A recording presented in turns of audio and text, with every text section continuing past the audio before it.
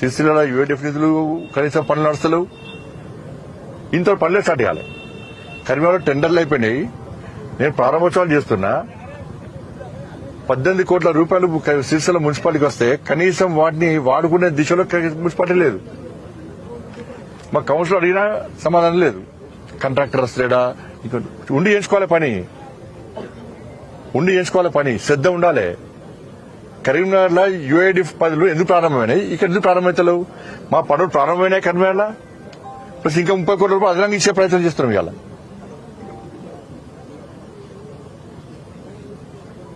ఇవాళ నిధులు వచ్చినాయి కేంద్ర ప్రభుత్వాన్ని, అంతకుముందు నిధులు వచ్చినాయి కేంద్ర ప్రభుత్వాన్ని. ఇంకా ఘోరమైన విషయం అంటే, ఇంపార్టెంట్ విషయం ఏంటంటే, కేంద్ర ప్రభుత్వం ప్రత్యేకంగా ఇవాళ అమృత్ పైసలు వచ్చినాయి. ఇవాళ లేక్లకు చెరువుల పునరుద్ధరణ గానీ, డ్రైనేజ్ సీవరేజ్ ప్లాంట్ ఏర్పాటు చేయడం గానీ, డ్రింకింగ్ వాటర్ సంబంధించి ఇలా అమృత్ అనే పథకానికి నిధులు కేటాయించినాం. ఇట్లాగనే 15th ఫైనాన్స్ ఎంత మూర్ఖత గత ప్రభుత్వం కానీ ఈ ప్రభుత్వం కానీ సర్పంచ్లను కానీ చైర్మన్లను కానీ ఎట్లా వేధిస్తున్నారంటే, 15th ఫైనాన్స్ నిధులు గ్రామాల అభివృద్ది కోసం, అభివృద్ది పనుల కోసం మాత్రమే 15th ఫైనాన్స్ నిధులు కేంద్ర ప్రభుత్వం కేటాయించింది. ఇవాళ రాష్ట్ర ప్రభుత్వం ఏమి బెదిరిస్తున్నది? లేదు సర్పంచ్లు కానీ వీళ్ళందరూ కానీ కరెంటు బిల్లు కట్టాలి, వాళ్ళ శాలరీస్ ఇవ్వాలి, పాత పెండింగ్ బకాయిలు చెల్లించాలి,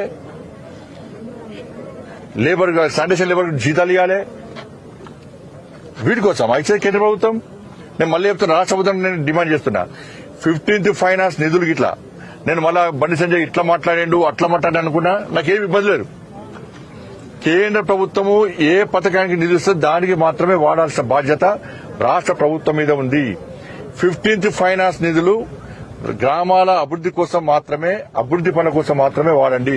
లేకుంటే కేంద్ర ప్రభుత్వం లేఖ నేను రాస్తే వచ్చే నిధులు అవుతాయి. అధికారం రాకముందు మేము అప్పులు తీరుస్తాం, మేము అభివృద్ది చేస్తామని రాష్ట్రం ఏడవే. మరి 15th ఫైనాన్స్ నిధులు సర్పంచ్లకు రూపాయి అయిపోతుంది. మీరు పాత సర్పంచ్లు అప్పుల పాలయ్యారు. ఈ సర్పంచ్లకు ఒక పైసా అయిపోతుంది. కేంద్రం ఇచ్చిన నిధులు మనం డైవర్ట్ చేస్తారంటే సర్పంచ్ ఎట్లా పని చేయాలి? ఓ తట్ట మోరం పోయలేని పరిస్థితి సర్పంచ్లో ఉన్నది.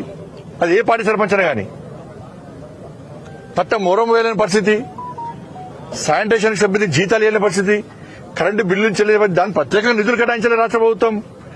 ఎంత బకాయి ఉంది గ్రామ పంచాయతీ కరెంటు బిల్లు, శానిటేషన్ లేబర్కు ఎంత బకాయిలున్నాయి, ప్రత్యేక నిధులు కేటాయించండి, బడ్జెట్ కేటాయించండి. అరే కేంద్ర ప్రభుత్వం అభివృద్ధి కోసం నిధులు ఇస్తే మీరు దాన్ని డైవర్ట్ చేసి మొత్తం హుకుం జారీ చేస్తున్నారు, రిటర్న్ ఆదేశాలు ఇస్తున్నారు. ఇది నిబంధన విరుద్ధం. ఇది సర్పంచులు అయ్యో మొర ముత్తుకుంటున్నారు. ఇవాళ కాబట్టి కేంద్ర ప్రభుత్వం ఏ పథకానికి నిధులు దానికి మాత్రమే వాడాల్సిన బాధ్యత రాష్ట్ర ప్రభుత్వం ఉంది. లేకుంటే కేంద్రం నుంచి నిధులు ఆగే ప్రమాదం ఉంది. రివ్యూ జరుగుతుంది. గతంలో ప్రభుత్వం అన్ని తప్పుడు నివేదికలే, కేసీఆర్ ప్రభుత్వం అన్ని తప్పుడు నివేదికలే. డబుల్ బెడ్రూమ్లు ఎన్ని ఇచ్చిన 2,40,000 డబుల్ బెడ్రూమ్ ఇచ్చిన తెలంగాణకు. కేసీఆర్ ప్రభుత్వంలో ఎన్ని ఇచ్చినంటే 2.5 లక్షలు ఇచ్చేసాం సార్ అన్నారు. కేంద్ర ప్రభుత్వం పైసలు వాడుకున్నారు. మళ్ళీ నేను పోయి లేఖ రాసిన అంత ఫేక్ ఇదంతా. ఇది కేసీఆర్ ప్రభుత్వం మోసం చేస్తున్నది, డబుల్ బెడ్రూమ్ ఇక్కడ ఇస్తలేదు అని చెప్పి నేను కేంద్ర ప్రభుత్వం నుంచి మళ్ళీ లేఖ రాయించిన. ఏమని రాయించిన? 2,40,000 ఇళ్లు కేటాయిస్తే మీరు అన్ని ఇచ్చినట్టున్నారు కదా, ఆ బెనిఫిషియర్స్ లిస్ట్ ఇవ్వమని రాసిన నేను. కథం అయిపోయి కథం. బెనిఫిషియర్స్ 2,40,000 లిస్ట్ ఇవ్వండి, లిస్ట్ లేదు. కాబట్టి 15th ఫైనాన్స్ నిధులను డైవర్ట్ చేయొద్దని చెప్పి నేను రాష్ట్ర ప్రభుత్వాన్ని డిమాండ్ చేస్తాను. మీరు రిపోర్ట్ అన్నా డబ్బులు అధికారుల అకౌంట్లో వేసుకున్నారు. అదే మారుతున్నాయి. నన్ను ఆజమాయిషి హుకుం జారీ చేస్తున్నారు. అది కరెక్ట్ కాదని అంటున్నా. గతంలో కేసీఆర్ ప్రభుత్వం ఏం చేసింది? మొత్తం చెక్కులు ఆపుకున్నది.